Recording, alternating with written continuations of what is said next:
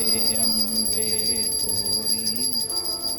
जय हो माता रानी। जय चौथे नवरात्रि में आपका हार्दिक स्वागत है। जय हो माता रानी, जिंदाबाद।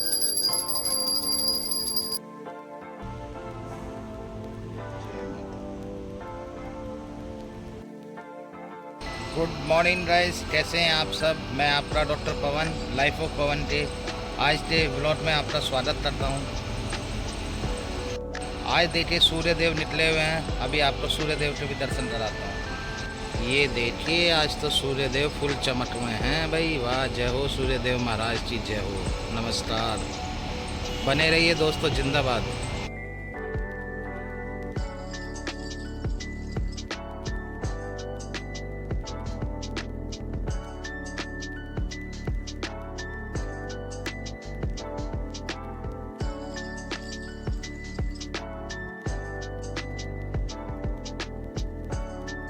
दोस्तों बच्चों को स्कूल छोड़ दिया, अब चलते हैं पेशेंट देखने, है ना। मिलते हैं थोड़ी देर बाद, बने रहिए, जिंदाबाद। देखो दोस्तों, आ गए हमारे कबूतर भी, क्या बात है। ये लो, आ जाएंगे और अभी आ जाएंगे। डर रहा है अभी, आ जाएगा अभी। आ गए हमारे कबूतर बाबा भी, बड़े देर से आए हो। और कहाँ है साथी, बताओ भाई, कहाँ रह रहे हो सब, बताओ।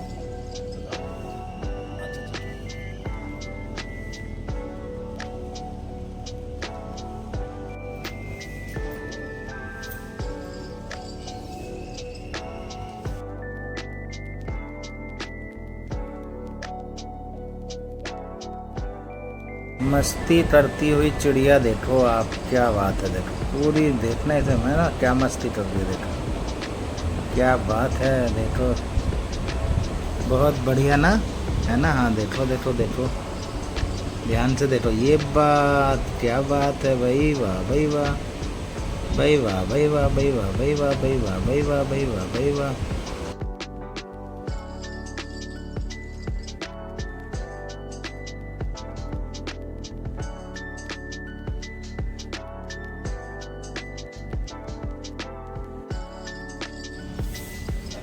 आज तो कौवे भी आए हैं, देखो ये देखो भाई, वाह भाई वाह। कबूतरों के साथ कौवे भी आए हैं आज तो। बहुत बढ़िया।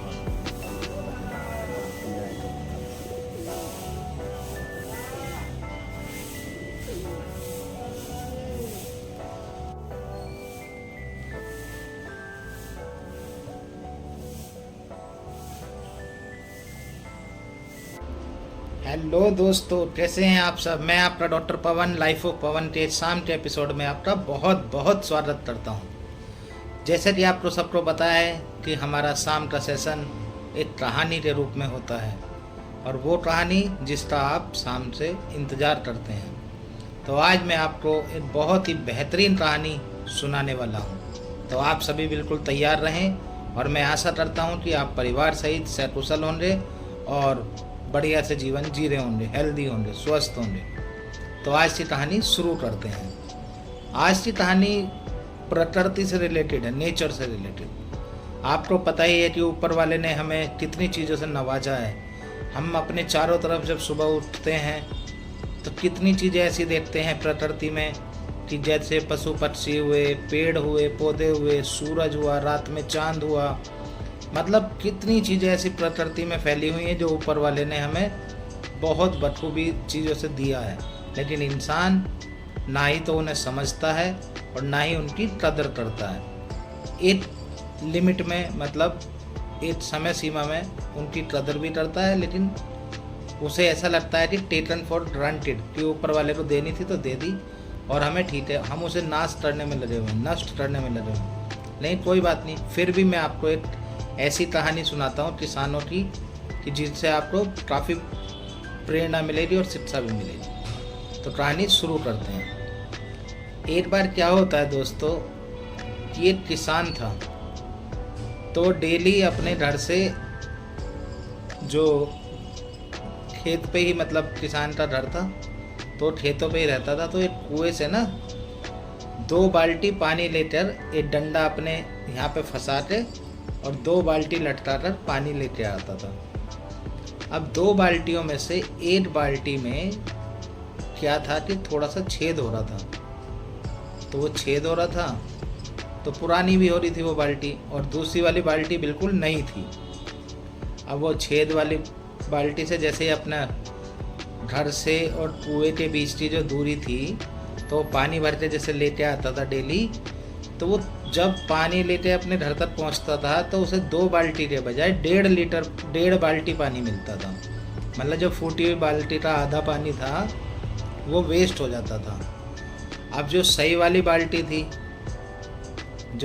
बाल्टी थी वो अपना रोज़ अपना उसे जो लीक वाली बाल्टी थी जिसमें से पानी लीक हो जाता था, फूटी हुई बाल्टी को रोज़ चिढ़ाता था कि तुम्हारी वजह से किसान को उसकी मेहनत का भरपूर फल नहीं मिल पा रहा है और डेली उसका पानी वेस्ट हो जाता सिर्फ तुम्हारी वजह से। अब वो फूटी हुई बाल्टी भी बेचारी क्या कहे, मन उदास करते रह जाती थी। अब ऐसे ही चलता रहा, धीरे धीरे समय बीतता रहा। तो एक दिन किसान ने देखा कि फूटी हुई बाल्टी काफ़ी उदास है। तो उसने पूछा कि क्या हुआ, कैसे उदास हो, क्या कोई दिक्कत है क्या? तो उसने किसान से कहा कि आप क्यों मेरे चक्कर में परेशान हो रहे हो, आप मुझे फेंक क्यों नहीं देते, और आप ऐसे करो एक सही जैसे दूसरी वाली बाल्टी है नई, आप एक बाल्टी ऐसी ही नई ले आओ, और मुझे ना बेकार हूँ मैं, मेरे अंदर छेद हैं जिससे कि मेरा सारा पानी वेस्ट हो जाता है। तुम जब आते हो तो तुम्हें 1.5 बाल्टी पानी मिलता है जबकि तुम 2 बाल्टी लेकर चलते हो वहाँ से, तो क्यों बेकार में मेरे चक्कर में तुम परेशान हो रहे हो हैं, मुझे तुम त्याग क्यों नहीं देते? अब किसान मुस्कुराता रहा, हंसता रहा। अब बाल्टी दोनों परेशान कि यार ये मैं उदास हूँ और ये किसान पर कोई फ़र्क ही नहीं पड़ रहा है, देखो हैं। अब वो भी मन उदास कर रहे, चलो जी चलते रहे। दूसरी वाली बाल्टी जो नई थी वो हंसती रही, उस पर डेली यही चल रहा है। एक दिन फिर किसान ने देखा कि ज़्यादा ही उदास है जो फूटी हुई बाल्टी है, तो उसे कहता है ठीक है चलो आज मैं तुम्हें कुछ बताता हूँ, हैं। उसने कहा कि जब भी मैं पानी लेकर कुएं से अपने घर की तरफ आता हूँ तो तुम नीचे देखते हुए आना बस। बाल्टी से बोला, फूटी हुई बाल्टी से, कि तुम्हें सिर्फ नीचे देखना है जहाँ पे तुम्हारा पानी गिर रहा है बस, ठीक है। चलो जी, अगले दिन किसान तैयार हुआ, दोनों बाल्टी कंधे पर डंडे में फंसाई और चल दिया कुएं की तरफ। जब वापसी में कुएं की तरफ से आ रहा था तो बाल्टी में वही बाल्टी जो फूटी हुई थी वो उदास थी, और जिसमें पानी पूरा था जो नई बाल्टी थी वो अपना उसके लिए उसे क्या देखना है, वो तो ऊपर को देख रही थी। तो वो हंसते हुए अपने आ रही है, ठीक है। सेम वही पानी गिर रहा है नीचे, आधा वेस्ट हो रहा है, आधा रह गया। तो जब वापसी में आई तो उसके चेहरे पर बाल्टी के जो फूटी हुई बाल्टी थी थोड़ी सी चमक थी। तो किसान तो मुस्कुरा ही रहा था, किसान ने तो बोला ही था कि नीचे देखना है। तो किसान पूछता है हाँ क्या हुआ, देखा कुछ नीचे? तो वो बाल्टी बोलती है हाँ देखा। तो कह रहे क्या देखा? कह रहे मैंने देखा हरे रंग बिरंगे फूल, नीले पीले लाल सब गुलाबी, हर तरीके के फूल फैले हुए पूरे रास्ते में जहाँ जहाँ मेरा पानी गिर रहा था।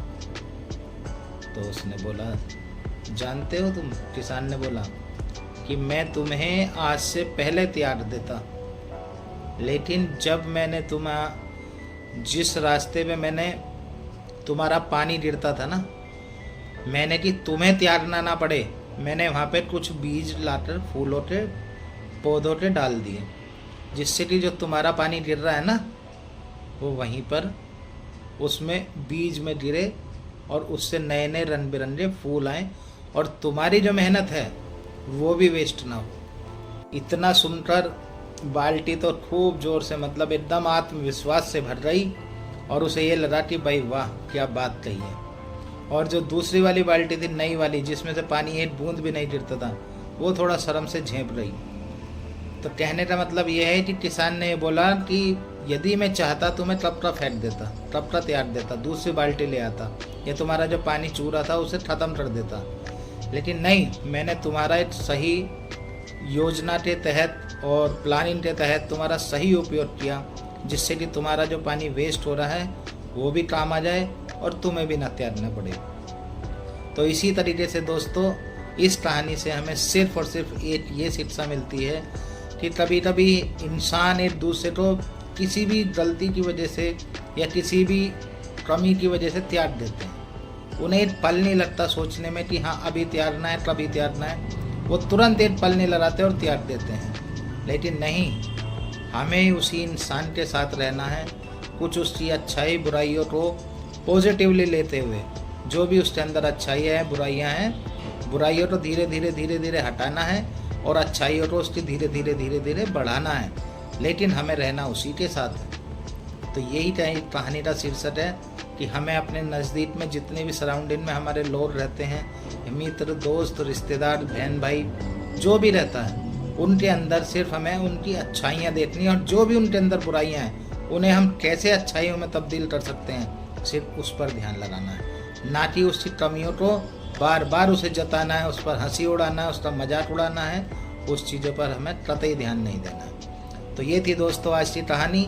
आपको कैसी लग रही है मेरी कहानी, प्लीज़ मैसेज में ज़रूर बताएं, और मेरे चैनल को ज़्यादा से ज़्यादा लाइक करें मेरी वीडियो को, और मेरे चैनल को सब्सक्राइब करें। इसी शब्दों के साथ आपका डॉक्टर पवन आज की कहानी के लिए आज के ब्लॉग को अंत करते हुए बहुत बहुत आपका धन्यवाद। गुड नाइट, शब्बा खैर, नमस्कार, प्रणाम, आदाब, सत श्री अकाल, जय हिंद, जय भारत, जिंदा।